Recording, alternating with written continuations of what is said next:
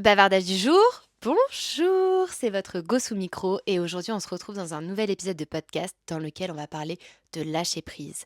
Je vais pas te faire une méditation et je vais pas te répéter en boucle à quel point c'est nécessaire de lâcher prise, mais je vais t'expliquer pourquoi tu as peut-être ce besoin de tout contrôler et pourquoi au final ça te dessert plus que ça ne te sert.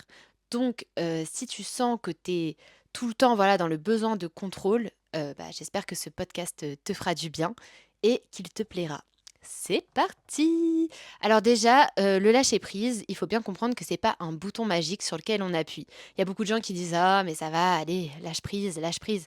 Bah ouais, mais c'est facile à dire et c'est pas facile à faire parce que, notre cerveau, ça fait des années et des années qu'il se conditionne, qu'il a développé un mécanisme en fait de défense tout simplement qui, voilà, lui fait croire qu'il peut tout contrôler alors qu'en fait il ne peut absolument pas tout contrôler et du coup, bah, ce mécanisme, c'est un mécanisme qui est bien rodé depuis, des décennies même et ce mécanisme, en fait, il faut réussir à le déjouer et à créer un nouveau mécanisme qui peut favoriser le lâcher prise. Quand on parle de contrôle, en fait, on parle de cette nécessité, de ce besoin de vouloir diriger les événements, extérieurs, de diriger tout ce qui se passe à l'extérieur de nous-mêmes. Et ça, il faut bien le distinguer avec l'idée de maîtriser. Maîtriser, c'est quand on arrive à répondre aux événements extérieurs, qu'on arrive à cultiver sa réponse intérieure face aux événements extérieurs. En gros, la maîtrise, elle permet de transformer, notre ressenti vis-à-vis de l'extérieur et d'en faire quelque chose de bénéfique pour nous-mêmes. En gros, voilà, c'est comme si on s'entraînait à chaque fois à répondre, intérieurement à ce qui se passe, à l'extérieur. Donc, comme j'ai expliqué, ce besoin de tout contrôler, il part pas de nulle part. C'est un mécanisme du coup qui a été développé par le cerveau et en fait, c'est un mécanisme de défense. Parce que, souvent, on s'est pris des claques un peu par surprise dans la vie et en gros, on a développé une fausse croyance que si, genre, on anticipe tout, qu'on contrôle tout et cetera, on va limiter la casse. Mais en fait, ça, c'est pas vrai.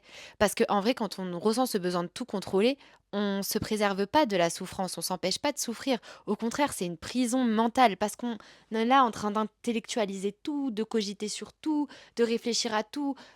On est en suranalyse, on est en train de faire des suppositions sur tout ce que les gens font autour de nous, de comment la vie peut être. On se fait 36 000 scénarios, on essaye de tout faire pour que le meilleur scénario ait lieu, mais en fait, on n'a pas le contrôle.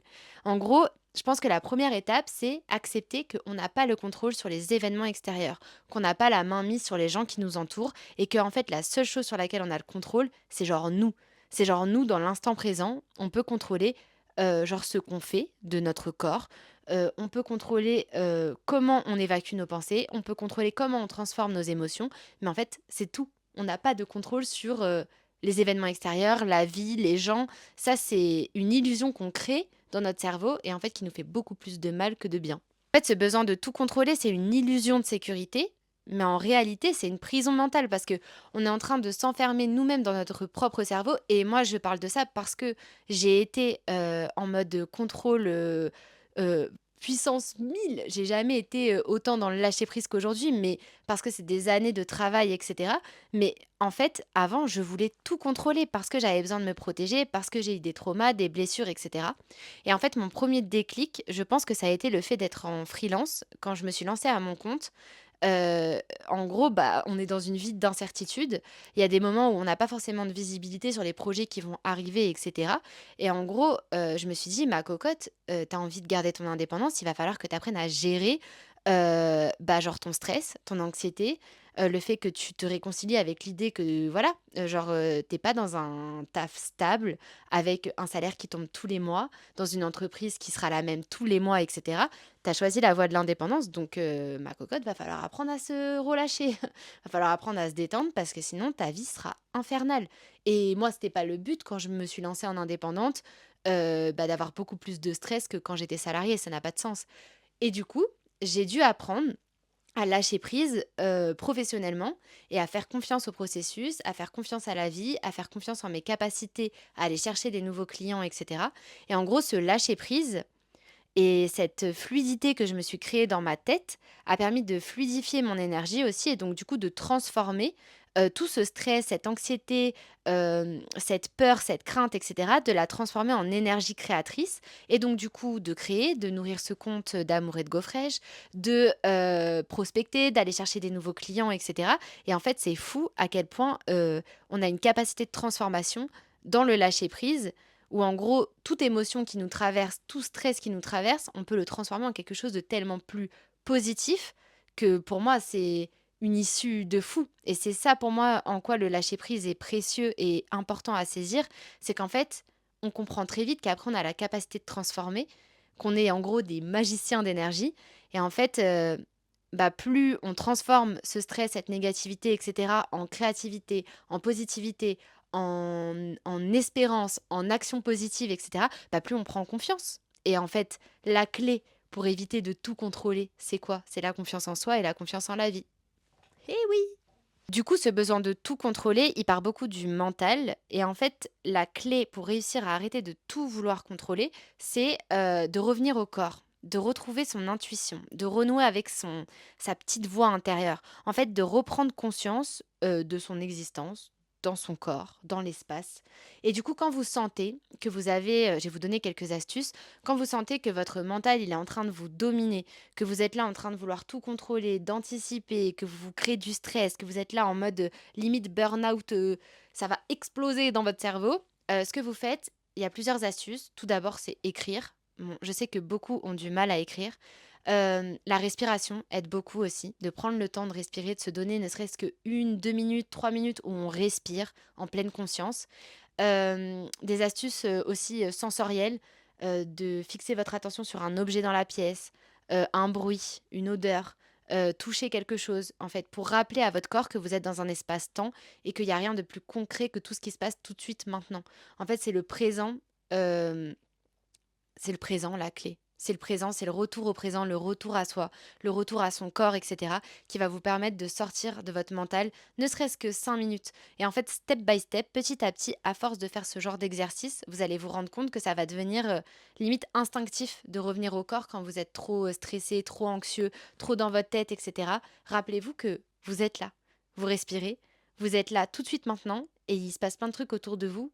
Et choisissez d'aller concentrer votre attention sur autre chose que ce qui se passe dans votre tête, où en fait c'est que de l'abstrait, de la supposition, de la peur, des scénarios qui n'existeront peut-être jamais. Il y a une phrase qui dit ce qui n'est pas dans vos mains n'a rien à faire dans votre tête. En gros, sous-entendu, tout ce que vous ne pouvez pas contrôler n'a rien à faire en surcharge mentale.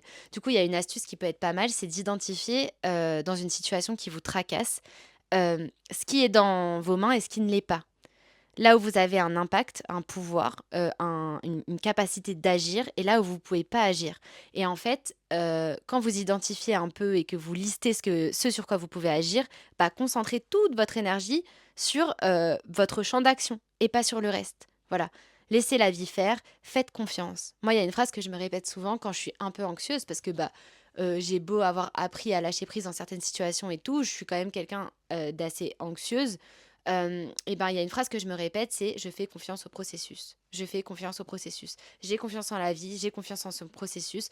Je sais qu'il y aura des bas, je sais qu'il va m'arriver des trucs relous, je sais, voilà, que je peux pas tout contrôler, mais j'accepte, les bas, j'accepte les trucs relous, j'accepte que parfois, j'ai des frictions avec certaines personnes et cetera parce que j'ai confiance au processus de la vie et je sais que in fine, tout ira bien». Et il y a un truc sur la confiance, donc on parle de confiance en la vie, confiance au processus, voilà, se dire que dans tous les cas, tout ira bien, mais il y a aussi développer la confiance en soi. Et pour, parler un peu d'une histoire personnelle, donc j'ai eu une relation très compliquée, pendant, 4 ans qui m'a laissé beaucoup de marques, de blessures, de traumatismes et cetera. Et quand j'ai rencontré, mon amoureux actuel, forcément, 1 fois que je tombe amoureuse, que quelqu'un m'aime aussi, que je sens que ça va être une relation, voilà, de couple où on va construire et cetera. Et en fait, forcément, j'ai eu très, très peur parce que, quand on est face à une nouvelle relation, saine qui plus est, après une relation très toxique, franchement, ça fait flipper. Et du coup, je me suis dit: «Mais Camille, tu vas pas ne pas vivre cette relation à cause de tes peurs. Maintenant, regarde-toi dans une glace, tu sais que tu es capable de surmonter tout, tu sais que tu es ta meilleure alliée. En fait, fais-toi confiance. Que ça marche ou que ça marche pas, ça ira. Parce que tu te fais confiance. Parce que tu sais que peu importe ce qui va se passer, tu auras cette capacité à te relever si jamais ça fonctionne pas. Et tu peux pas anticiper des scénarios, tu peux pas dire oui, mais si ça se trouve, nanani, la personne, elle va te quitter et tout et tout. Tu peux pas anticiper ça parce que c'est pas dans tes mains, c'est pas dans ton contrôle. T'aimes cette personne, tu veux être avec cette personne, et ben vas-y, vas-y pleinement et laisse la vie faire.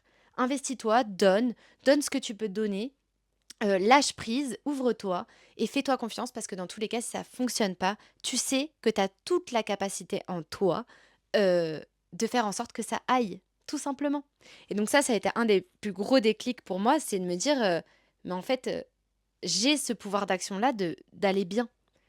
J'ai ce pouvoir d'agir sur mon propre bonheur. Mon propre bonheur ne dépend de personne d'autre que moi parce que c'est là où j'ai mon champ d'action. Je peux faire des actions pour aller bien, je peux faire des actions pour me sentir heureuse, je peux faire des actions pour, voilà, renouer avec moi-même, renouer avec la vie et cetera et c'est là le plus important et c'est ça qui m'a aidée, personnellement, à lâcher prise. Donc voilà, le lâcher prise n'est pas un bouton magique sur lequel il suffit d'appuyer, pour, laisser partir, ce mental, désagréable, pas du tout. C'est un nouveau mécanisme à mettre en place, ça prend du temps, c'est des petits exercices du quotidien. C'est déjà une prise de conscience aussi sur le fait que, voilà, là, on capte qu'on a un besoin de contrôle et c'est de comprendre pourquoi on a besoin de contrôler. Mais en tout cas, il faut être indulgent avec soi-même, c'est important parce que ce besoin de contrôle, il part pas de nulle part, il part, de blessures du passé, de peur, de traumatisme et en fait, il faut juste réussir à déjouer le mental, le mécanisme qui a été mis en place et il y a quand même beaucoup d'astuces qui existent pour, justement réussir à retrouver la paix intérieure et à développer sa capacité à lâcher prise et donc pour ça, faites-vous confiance parce que, bah, c'est tout à fait possible. Moi, je vous jure, avant, j'étais une zinzin, genre une psychopathe du contrôle. Et petit à petit, j'ai compris que ça me desservait plus qu'autre chose. Et j'ai commencé à mettre en place bah, des actions, de la prise de conscience, un retour à moi-même, voilà, pour réussir à trouver le lâcher-prise. Aussi, j'aimerais rajouter quelque chose sur la prise de conscience que dans notre corps circule une énergie. On a une énergie en nous qui nous permet, voilà, d'interagir avec le monde et de vibrer avec le monde et en gros, il y a un truc aussi dans le lâcher prise qui permet, la fluidité de cette énergie dans notre corps, qui permet le flow, qui permet, voilà, d'avoir un sentiment de paix, d'alignement et en gros, quand on arrive à avoir ce lâcher prise, notre énergie, elle est beaucoup plus smooth et il se passe un truc magique avec le monde extérieur. C'est que du coup, on est beaucoup moins en blocage, on est beaucoup moins en rejet et en fait, on s'ouvre beaucoup plus, aux énergies extérieures. Et il y a une espèce de méli-mélo qui se passe, qui est assez incroyable à ressentir et à constater. C'est que, finalement, bah, tout est beaucoup plus ouais, tout est beaucoup plus doux, tout est beaucoup plus positif et même quand il se passe des trucs un peu relous, finalement notre corps il réagit de moins en moins brutalement, aux événements extérieurs. Il y a vraiment un sentiment de paix qui s'installe au fur et à mesure qui est très, très agréable à ressentir et qui permet, bah, justement de croître cette confiance en la vie, cette confiance en soi et cetera et voilà pourquoi c'est important, d'essayer de mettre en place des petites astuces au quotidien pour, réussir à lâcher prise. Et encore une fois, les émotions sont des radars sains à ressentir aussi, donc quand on a de la colère, de l'anxiété et cetera. Mais c'est juste que on les ressent, mais après il faut avoir, voilà, cette capacité à les transformer.